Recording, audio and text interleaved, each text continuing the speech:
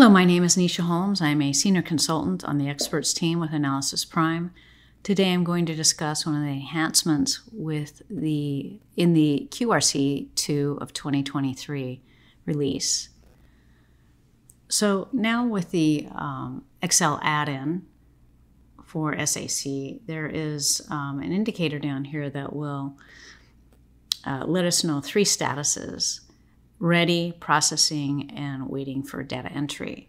So it will show up down here. So for instance, if I select refresh table, you can see it's processing down here.